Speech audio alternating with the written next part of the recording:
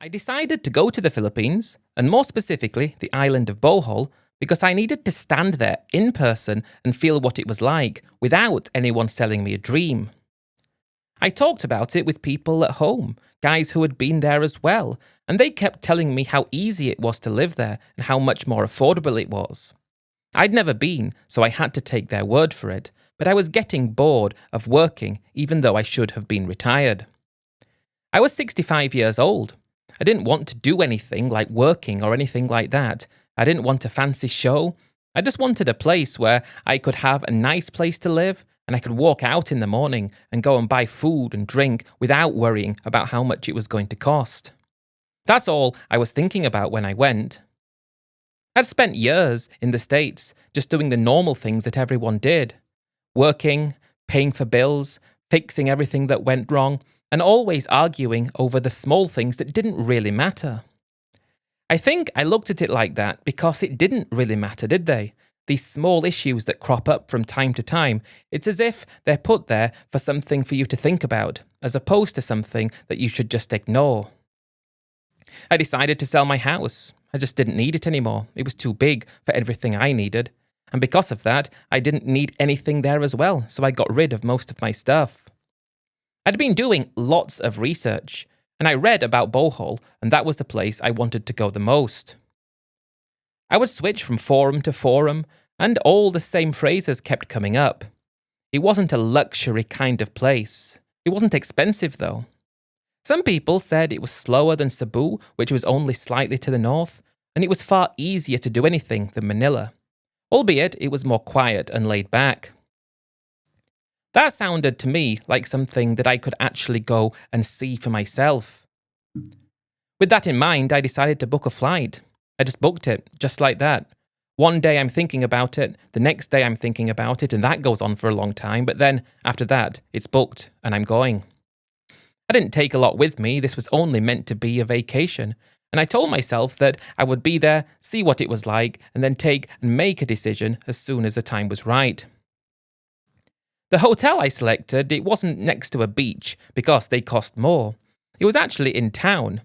That made daily life a lot easier, and that was something I was interested in.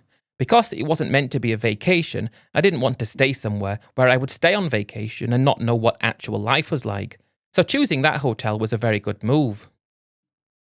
From there, and when I got there, I just walked around to start with. Walking down the side streets, the type of streets that you didn't usually go down. And then you'd look at the main road and see the shops and businesses and everyone just getting on with their lives. When I found out how much the rent actually cost, and it found out that it wasn't actually that much, I was actually quite excited. I couldn't believe how much things were there in comparison to what they were at home. And granted, if you wanted anything imported, that was going to cost more. But for local, basic ingredients, it wasn't even that much money. And it made me think that, well, this is somewhere I could live and I could spend my retirement. It wasn't like I could retire at home, so even if I wanted to, I couldn't. But the Philippines I could, and that way it made me start thinking right there and then that this could be something I wanted to do. It was only on my second morning that I was there and I went into a small cafe. They had a sign outside just saying coffee and breakfast, just like that, and I thought that it was great. It wasn't like a normal fancy place that was trying to lure you in and get all your money out of you. It was just a typical kind of place that attracted me and the reason I was in the Philippines in the first place. There was a girl behind the counter. She looked young and I remember her looking up to me and she said good morning. I was taken aback by how beautiful she was and I couldn't believe that she'd spoken to me and smiled at me in a way like that. If you're from America like I am and you look around when you're going about your daily business, you might go into a restaurant or a shop and order something, and usually the reactions you're going to get are going to be that of indifference. It didn't seem to be that way in the Philippines, and that already made me think I'd found somewhere great. I can remember giving her my name and she gave me mine, and I couldn't believe that we were having this conversation. I kept it simple though, I didn't want to think it was going to be anything it wasn't. And then I started talking about what I wanted my coffee to be like, what I'd eaten earlier on in the day. Even though this was breakfast, I usually had an early morning snack. And then I sat down and just sat there, thinking about what I wanted to say to her. I wasn't meant to be thinking like that. I was not in the Philippines to try and meet someone. That was the furthest thing from my mind. But you find yourself just following on, even though it wasn't something you envisaged. I can remember talking with her, saying that I was looking for a place I could retire, and Bohol was right at the top of my list of choices. I'd read about it so much, and that was the first place I went to in the Philippines. Of course, I went to Manila first and got a connection, but I hadn't spent any time there, although I did plan to go to Cebu and also Manila before I returned home. I just liked the way she talked, the way she seemed interested in me because I was interested in her. I didn't know if it was just part of her job or part of her personality. I didn't know what it was, but you find these things out later. She said that at lunchtime the cafe usually slows down and said I should come back for lunch, and I did. I kept my word and just went to see what this was all about. From there, for some reason, I found myself talking to her more, and when the place closes, we leave. And then there I am walking the streets with her. It wasn't like she was giving me a tour or anything like that. We were just two people walking together, and then I'm talking with her and thinking this could actually be something. I couldn't believe I was having these thoughts, but I was. But I liked them anyway. I didn't know where it was going to lead, and I didn't think it was going to lead anywhere, but I was open for the possibility, because all of a sudden, the Philippines had so much more on offer than I even thought possible. I remember talking about jeepneys and things like that, talking about where she was from on the island, and then she started talking about her family and my family. I had been divorced, often is the case, grown children, and that was basically it. She told me she lived with her parents and she had a sister. They worked in the mornings and some afternoons, and she helped when she was at home the rest of the time. That first day with her, it just stretched on and on. Breakfast, lunch, and then it's time for dinner. Things progressed quickly, and I don't know what to do about it, because I never thought I would go to the Philippines and fall in love. That just felt such a cliché thing to happen. I didn't want to be that guy. When it was time to leave, though, after the vacation, I think I'd already come to the decision I wanted to stay in the Philippines. I wanted to return, and so I agreed to stay in touch with her every single day. We could talk about what we were going to do, and for some reason it just felt so right to be in the moment with this amazing girl. I know she was a lot younger than me, but she was the one who seemed interested in me, and although I was interested in her, everything seemed to come from her as opposed to me, and that made everything really different. When I flew back to America, I told her I'd message her as soon as I landed. And I did. I kept my promise. And that's how we kept in touch with each other ever since. There would be no days that I would miss. On the odd occasion we didn't speak in a day, it felt empty and different, like I was missing out on something, and it was a habit I didn't want to break. All of a sudden, it's becoming everything I think about every day, calling her in the evenings, which was her morning, and then in my morning, which was her night. And in between, there were messages all the time while I was at work and while she was at work, thinking that this could be the best thing that ever happened to me. I didn't try to pretend I was anything I wasn't.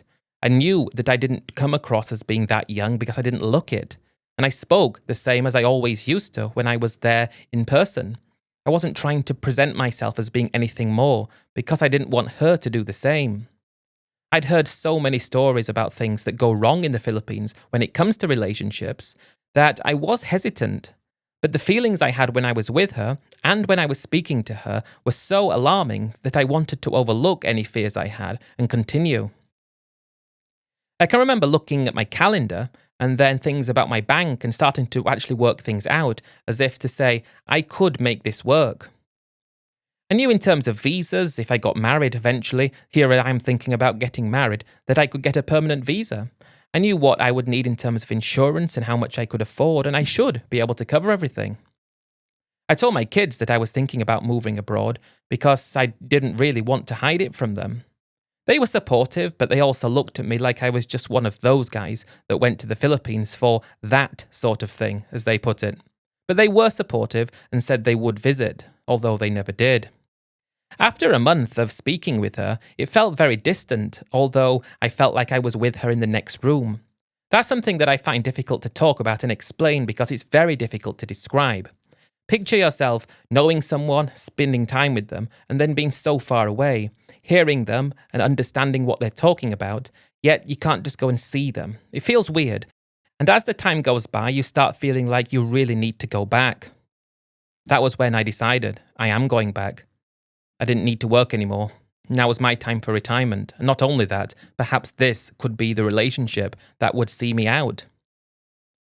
I booked a ticket, and I did book a return as well, although I didn't plan to use it. I thought it would be good to have just in case, and I could keep pushing the return date forward up until the point when I realised I definitely didn't need it. I had a few accounts that I needed to close because there was no point keeping them open, and I told the place where I lived, which was an apartment block, that I didn't need to stay there anymore and I would be moving out very soon. Everything I had, I packed down into only 2 bags. I kept the documents I had, important things, I kept all that in a folder in my backpack and made sure that that was locked just in case anyone tried to steal anything from me. I still had these out-of-date visions about how dangerous places like that were. When, on the ground, you get there, you understand that it's not that way at all. You have to be careful though, so don't just go there and be very blasé about it. That was it though. I was excited, and I was going to be moving to the Philippines. She met me in Manila. I'd actually paid for her to go to Manila so she could meet me, and I can remember when the flight landed and the rush of excitement thinking that I was only a few minutes away from seeing her. I walked out of the arrivals with everything in hand and looked everywhere, and there she was. She was standing behind a railing, watching, looking for me. And when she saw me, her eyes lit up and she smiled as if she was excited to see me. It felt normal. I thought about it in the way like this, and it's important to say, but if I was waiting in my country and she was going to see me, and she walked out of arrivals, that would have been the highlight of my week or month or even year, so I just expected that that was the same thing for her. I just booked a small hotel in Manila because I'd never stayed there before, and I didn't really know what to expect. As long as it was close to places where we could get food and things like that, that was good enough. I remember checking in, and there she was with me in the hotel, and that was one of the best days of my life. I felt like she loved me, and I loved her, and now it's just a question of making sure this retirement lasts forever. We talked about lots of things, and the calls that we used to talk about, remembering things here and there. It was interesting, and I just felt like this was the best time of my life. I found out so much information about her during the first weeks that I was there, and I started to think that she was just a really nice, down-to-earth girl who wanted nothing more than to start a family with someone exactly like me. We didn't do any of the fancy tourist stuff in Manila because I didn't feel like we needed to. But it was just a question of going to normal local places and seeing how local people live.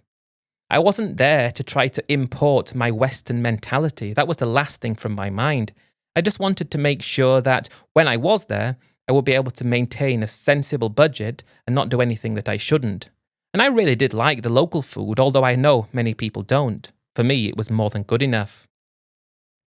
That was when we decided to go elsewhere. We talked where to go, and Cebu seemed like the next best option.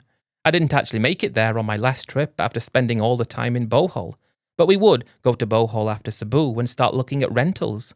Short term to start with because I didn't want to commit to anything bigger, but it did feel like this was the best decision I'd ever made. I can't even remember how long I spent in Manila with her because it was such a good time I didn't even remember how many days went by. But eventually it was time to leave and go somewhere else, and that's when we went to Cebu. I felt like it was interesting. In a way, it reminded me of Bohol, and some parts of it like Manila. Now, I wouldn't go as far as saying it's a combination of two, like I've heard so many times. I would just say that if you're interested in city and beach, Cebu. If you're interested in beach and laid back, Bohol. Just city, Manila. That's how I would say it, and I suppose many people will have their own opinions about that.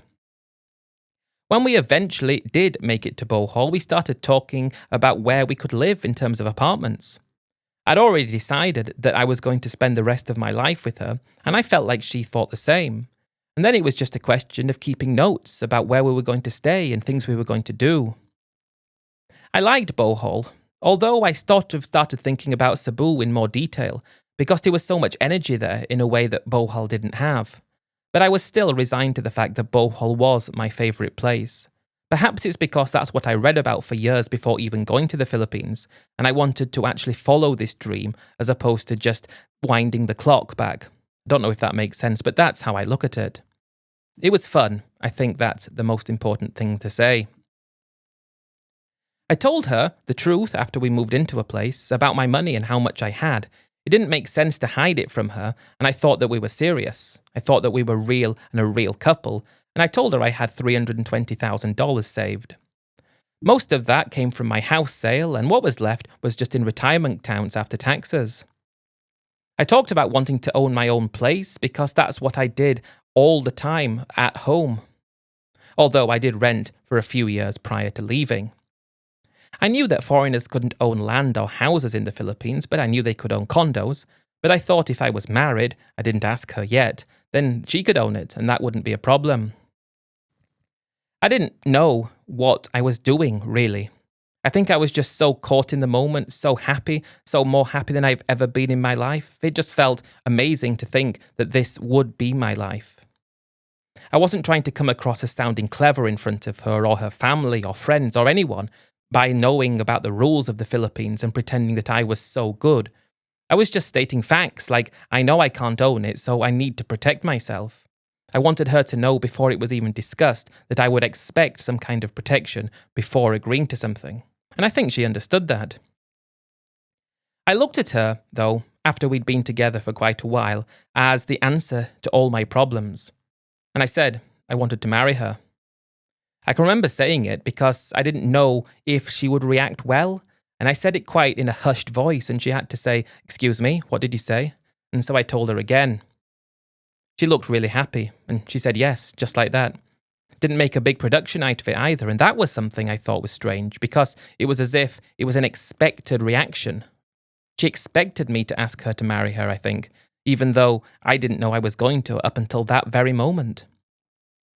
We talked about what it would mean to be married. It wasn't necessarily about the romance of it. That wasn't what I was thinking about. It was more along the lines of what the money would be like, things we would do every day, and where we would live. Now, we were already living in Bohol. It was just a question of would we have our own place, rent longer, or what would we actually do? I asked her when it came to her family, what would that mean? I knew from time to time people in the Philippines who are foreign, who are older than their girlfriend or wife, they do have to help with the family because it's not like they could just go out and work and get a job and make a lot of money. It was a lot harder in the Philippines, and I think that's something worth pointing out. I agreed, though, that I would help from time to time, and then that was when we called the parents and told them what we planned. Her mother actually cried a little bit, and her father said that we should actually go and visit. And I don't know if the reaction was that of positivity, as if to say, wow, she's getting married, this is going to be good, or to resign themselves to the fact that here she was getting married to a guy 3 times her age. At the time, though, it just felt so normal, and because of that, I was so happy.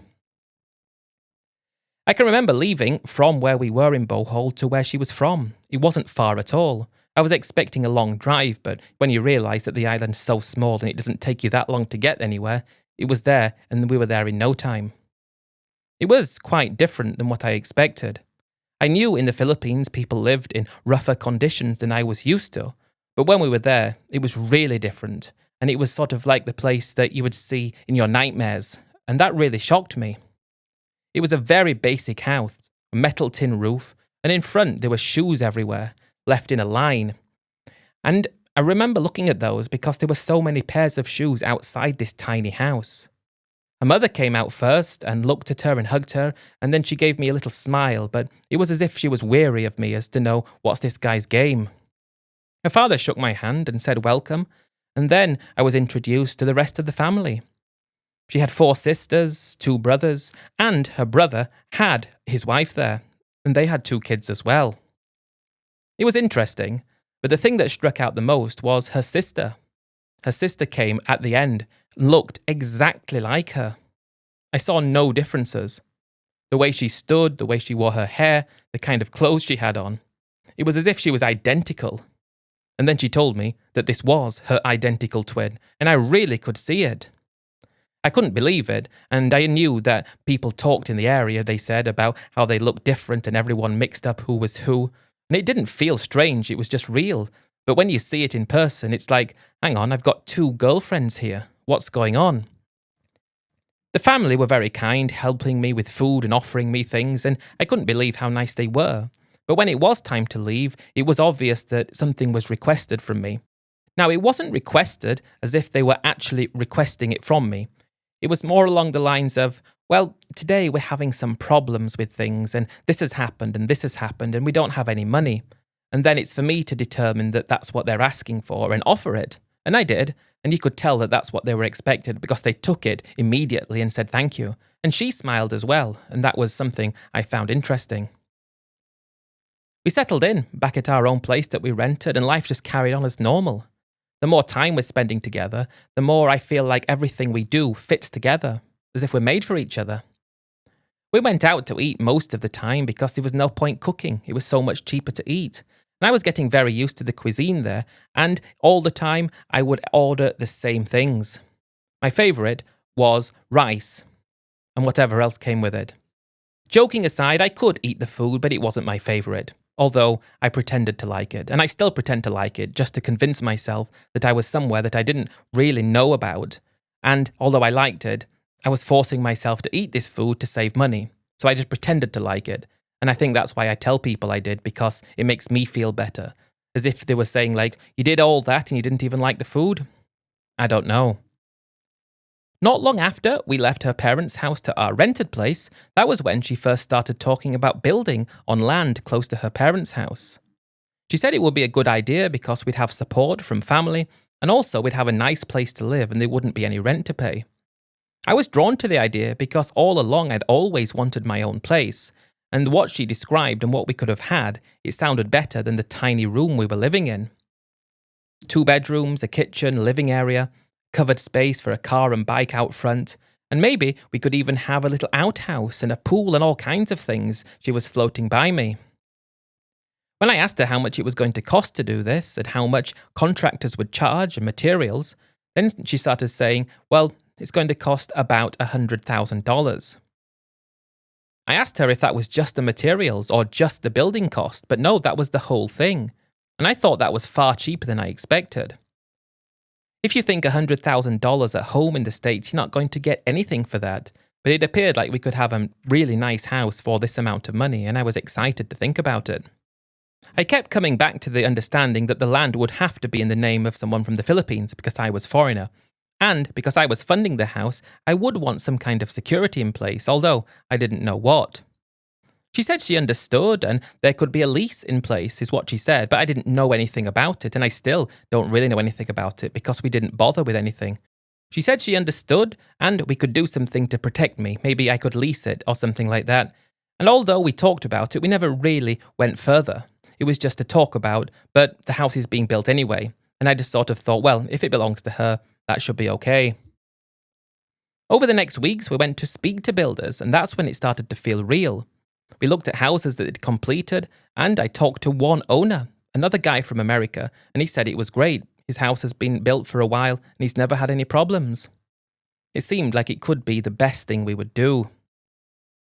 I didn't know if I was going to do it yet, though. But one evening, when we were sat watching TV, she just came to me and said, I really hope we can build this house. I'm really happy to be with you, and I'm very happy. Let's build this house. It was very easy for her to convince me, it seemed, because there and then I agreed, okay, let's build it. When we went through everything, the land and the quotes from the builder, the actual price came to $120,000, but that included the air conditioning units, furniture, a full kitchen and bathroom, and I didn't think that sounded too bad. Perhaps I was comparing it too much for what the same thing would have cost at home, and because it was only a small fraction of that, I just decided that it was a really good deal and I'd be foolish not to. I went to the site every day, every morning without fail. I wanted to know what was going on and make sure the job was coming on well. I wanted to see what I was paying for. Every time something arrived, I always made sure that what was there was correct. Nothing was missed, nothing was skimped, and everything was moving correctly. I wanted them to know I was going to be present all the time, and because of that, I found that it was coming along very well. Most of the days, she did go with me, and she was the one who spoke in the local language to the guys working there, and she always kept notes about how much we'd paid for things and what was going to be happening in the next day or two. At least, that's what I thought she did. It was amazing seeing the walls go up, and then all of a sudden the roof's there, and then it's starting to look like a home and a place we're going to live. and the place where I'm going to spend the rest of my life. It was exciting. One afternoon, out of the blue, she told me she needed to go to Manila for a week because of something tied to work. That really confused me because she didn't have a job, and as far as I was concerned, she never worked. But she said it was one of those things that she had to do it quickly and it was a non-negotiable. I tried to get more details out of her, but she just said it was complicated and she'd explain when she got back. And because she answered like that, I didn't want to make a scene, especially seeing as though there were lots of builders in front of hers on the side. I said, I'll go with you as well. I'd like to go. But she just looked at me and said, no, we need to make sure the house progresses okay. So that was just one of those things, and I said to her, okay, you go. I'll make sure nobody cuts corners here. The following day, she packed her bag and left, just like that, and I watched her get into a tricycle who had come to pick her up, and then off she was. I didn't think anything of it, but I did have doubts in my mind as to why she was doing this. But I did need to make sure the house came on okay, and she didn't want me to go with her. It was only meant to be a week, so I just thought, never mind, I'm going to be able to spend a few days by myself in Bohol. Maybe I can go for some drinks at a bar or something and have a good time. I wanted to see a positive in a negative, and I just went along with it. After her first few days, she called and said everything was fine, and then she sent messages and nothing seemed out of the ordinary. I relaxed because it did feel like everything was fine.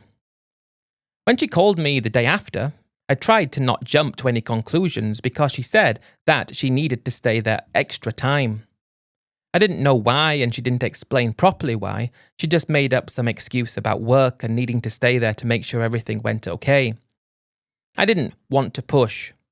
What I should have done is gone to Manila and actually seen her and said, hang on, this is not acceptable, but I didn't. So I just waited and waited for her to come back. She kept extending day by day, and it was a while before she went back, and I didn't know what to do about it. Part of me was really concerned because I thought that something was wrong. Part of me thought, well, I have known her a long time, so just let her have her time, and as soon as she comes back, everything will be fine, and if it ever happens again, I will force myself to go with her, regardless of what she says. She came back about 3 weeks after leaving, on a Sunday morning, and I can remember it. She looked quite tired because she said it was a long way, and I don't know why she didn't fly, but she came on a couple of ferries and it took ages to get there. It was interesting when she was back because the house was already ready and I was living in it. Everything was in place. It was exciting to actually be able to show her the house. We hadn't married yet, and that was something I was still looking forward to. And I can remember showing her around the finished house, and she seemed happy, but she seemed very distant and not like herself. I tried to overlook this and think, never mind, but I knew that something was wrong. When we were there, the first day of her seeing the completed house, I remember making her a coffee and trying to actually get something out of her, actually explain what happened in Manila. But she said it was complicated and she didn't want to get into it right away. I just left her to it and said, fine, we'll talk later. I showed her everything that would happen in the days when she'd left, the receipts and things I'd paid for and how much it cost, and she just said thank you for keeping it moving. I said, you're welcome. What else was I going to do? I'd spent a lot of money, and that was fine. It was interesting to have this house. It was exciting to have this house.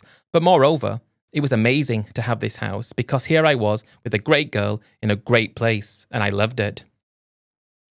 She said she was happy to be back and that the house looked good, and then she asked if we could invite the parents over at the weekend, so I said yes. I went to bed at that night thinking that this could be the best thing ever. I was even starting to think about where I could put tools. Hadn't bought any yet, but that was something I wanted to do. I always liked having work to do.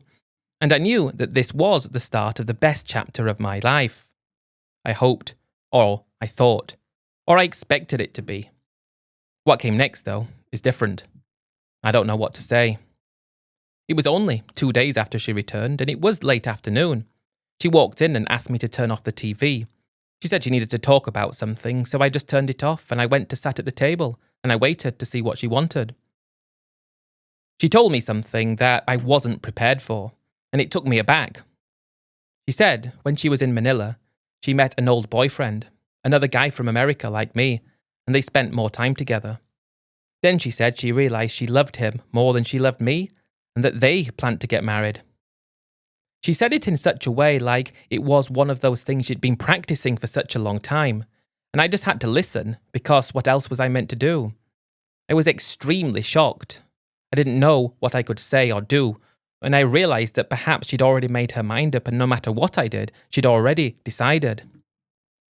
She said I was really kind and I'd done so much and that the house looked great and it would be fine. She decided that the decision was final though and I didn't need to do anything. Whatever I did, she wasn't going to change her mind. I was shocked and taken aback and I didn't know what to say. I didn't want to start begging her because all of a sudden that would make me look weaker than I thought I was. I asked her though when she'd made this up and when she'd decided, and she just said that it was in Manila. I asked, is that why she stayed longer? And she looked at me and looked away and said yes. Anything else I needed to know, I said, and then she said no. I couldn't believe it because I was sat in this house that I'd spent all this money on, and now she's telling me she wants to get married to another guy. $120,000 I put into that, and then I felt like maybe I wasn't even going to have any confidence that I could stay there myself. It was awful to think about, but then I'm thinking, well, what am I going to do?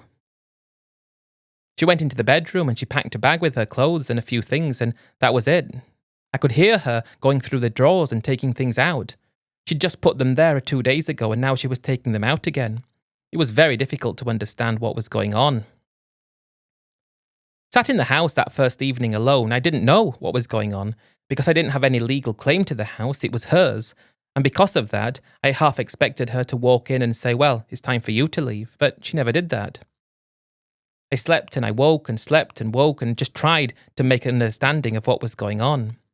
I even spoke to her parents because I wanted them to understand what was going on.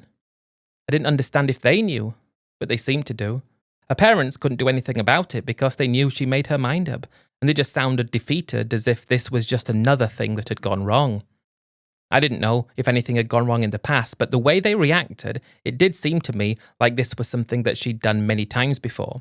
Maybe not as far as she'd been with me, but one of those here and there everywhere kind of situations. She came back to pick up some more things not long after, and she stood there and said something to me that made me feel really strange. She said that her sister liked me a lot and thought I was a good man. Just like that, and then she left. What was I meant to think of something like that? It was such a weird thing for her to say, so I just went about trying to do a bit of cleaning in the house, not knowing if I was even going to be able to stay there much longer. In the late afternoon, her sister actually came by the house, because they lived close by. And I can remember her knocking and thinking it must be my girlfriend, hoping that she'd changed her mind. But when I went to look, although it looked like her, it was clear that it wasn't. It was her sister. She asked if she could come in, and I just said yes, not knowing what to expect. And she sits down at the same chair where her sister had sat the day before. Then she starts talking about how she always liked me and she respected how I did things. She didn't want me to feel alone because she knew I might be lonely. And then she asked if I wanted to go somewhere for a meal that evening. I couldn't believe what she was saying, and I just looked at her, and then I thought, well, why not? It was a very spur-of-the-moment decision because I wasn't in the right mind frame for that. But I thought, what would be the harm? We left together not long after and went to a small place not too far away, just local Filipino food, and we talked about all kinds of things. I was starting to think like this was a very strange situation. Part of me thought it might be some kind of setup, some kind of scam in order to get me out of the house. But the way she talked, the way she brought herself off and presented herself, it was like she actually was interested in me. She told me that the parents didn't want her to have any problems with her sister. Also, they didn't want me to keep living alone. They knew I'd paid for the house, and they actually respected that fact, and they wanted me to be able to enjoy it. That sounded strange because that's exactly the opposite of all the horror stories I've heard, but that's how it went. I can remember walking back, because we didn't go very far, and she said, how about going out the next night as well? For some reason, I said yes, let's go for it. It wasn't because I was looking for a replacement. That wasn't something I was thinking about then. But it was nice to be able to spend time with someone ever since this had happened. Over the next few days, we keep talking and then talking more, and all of a sudden, I'm starting to have feelings for her, and I think she has feelings for me. That was when we went to her parents' house, and then we told them that we were seeing each other now. And the way her mother looked at us was like, well, that's what we were hoping, but that's not what she said. Her father said what mattered was how we behaved together and made sure that she didn't do what her sister did, but also made sure that I respected her because that's what was very important. All of a sudden, after being with her for only a week, it can't have even been that, well, maybe 10 days, I can't remember exactly, but all of a sudden we're talking about getting married. It was as if we skipped ahead of all the stages that I went before with my ex-girlfriend, and now we were moving closer. I didn't know if I wanted to continue, but I allowed myself to because it was fun, and in the moment, it was amazing to think about. A week after, we've already set a date. 3 months, that's when we're going to get married. And then I've forgotten about my old girlfriend completely because it is like I've got a replacement. She doesn't sound the same, and her mannerisms after spending time with her were very different. But deep down, she was just a great girl, and I respected the fact that she wanted to stay with me. And because of that, I could stay there in the house, and I wouldn't lose it. It felt like a perfect solution to what was previously the worst time ever. We got married, everything went well, and we just lived there. We're living just like a normal couple. She is younger than me, I'm older than her, but in the Philippines it didn't matter. Her parents didn't care about my age as long as they were looked after, which they were. I helped them out all the time. And the strangest thing and the weirdest thing of all was when my ex-girlfriend came back with this guy from America. She hadn't told him anything about me. She just said that I was dating her sister. I was married to her sister. And we had a conversation, and the way he talked about my ex-girlfriend was interesting. He talked about her like he knew everything about her. He didn't find it strange that I was with her twin sister, and when I nearly said something, I was held back from saying it, but I wanted to tell him be careful. But I didn't. Everything was going well for quite a number of years, it really was, and life was great. But then the mistakes started to happen. The problem was, when you make a small mistake, it's so small that you don't even notice that it is a mistake. Because there was a neighbour living close by, and he actually introduced me to somebody who was in a transport business, moving goods between towns. That was how it was brought up to me. There were contracts that needed cash and things for fuel and maintenance and all kinds of things that were needed. And I was shown papers and all the numbers, and everything looked great. I was always looking for something to do. I was always interested in business throughout my whole life, but I never got involved with it, instead preferring to do something steady and comfortable as opposed to anything risky. But this looked interesting, and while I had a lot of money in the bank, at least it was for me, that would last me forever, this sort of made me feel like all of a sudden we could do a lot more things, we could travel more, we could live more, and it felt like it was a sensible risk to take. I only invested a small amount to start with, and I got the return back just as promised. I suppose I let that lower my guard. I did another investment and I got that back as well, and I'm starting to make money and feel like everything's going well. Over the next months, that's when I took things a bit too far. I mean, I really did, and I put in quite a lot of money. I'm ashamed to admit it, but that was $200,000. Little bits here and there, because all the time I had made money back. For a start off, I put 10,000 in and I got back 12,000. Then I put 10,000 in and I got back 12,500. So it wasn't like I thought this was a scam. It was like, this is working. If I put more money in, I'm going to make more money. Everything worked to start with. Then I was waiting for some money back and it came late. That was one payment that I was meant to be receiving. I didn't receive any more. There was no explanation, nothing. All of a sudden, there was no money coming in, and when I tried to approach them and ask what had happened, they just said that the client was slow paying. And then, after another week, the client had gone out of business and there was no money there. That was a shocking realization. I trusted everyone around me. I trusted that this was a real business I was getting involved with, and when I invested, I got some money back. But now it was quite apparent that there was no money there, and all my money had just gone, just like that.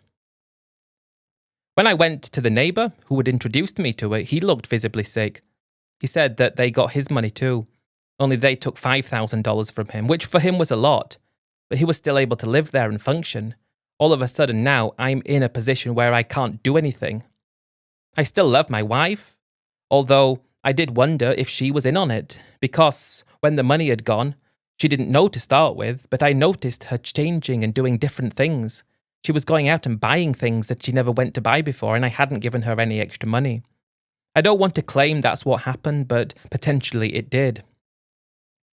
Then, that was it.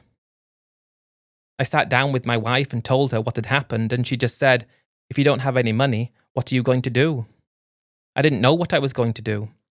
All my money was invested in that business, which I think was a scam. And when I said to her, I think I need to leave and return, she didn't come to hug me and said, no, please don't leave, let's work something out. No, please don't go. She just said, yes, I think that's the best idea. If you go, that's best. Just like that. I didn't know what else I could say, because she'd already made up her mind. If I left, I wouldn't be able to return for a long time, and I told her that, and she just said, well, if you can't return soon, then I don't know what I'm going to do. With that, we spent the rest of the day together, and I knew I had to leave because I had basically $1,000, just about, in cash lying around the house. That's all I had. When I left, it was the worst thing that ever happened to me. But the thing was, she didn't seem to care. I was in tears. I was actually physically in tears as I walked out of the house, looked back and thought, well, will I ever see this again? And when I looked back, all of a sudden, urgently, it was though she had a smile on her face and she quickly removed it, but maybe I'm just thinking things that weren't actually happening. I made my way back to Manila, booked a plane ticket home, and then I started the job of rebuilding my life. I got a new job, and then I'm still doing that today. I tried to call my wife as soon as I got back, but she didn't answer. I tried for a month every single day, 3 or 4 times, but she never answered. My only choice would be to go there and see what's happening, but if I go, it would make everything too real. I would be scared to arrive and she'd be living there with somebody else, and everything that I'd done was for nothing, and then I'd find out that the money I lost, she was involved with it, and that would make the whole thing worse. What I'm trying to say is that up until that point, life was good. If I never invested that money, I'd still be there, although perhaps money would have been taken me from other ways, I don't really know. I'm still left in the dark as to what will happen or what did happen, and I never will know the truth. But one thing I would say is, be careful in the Philippines.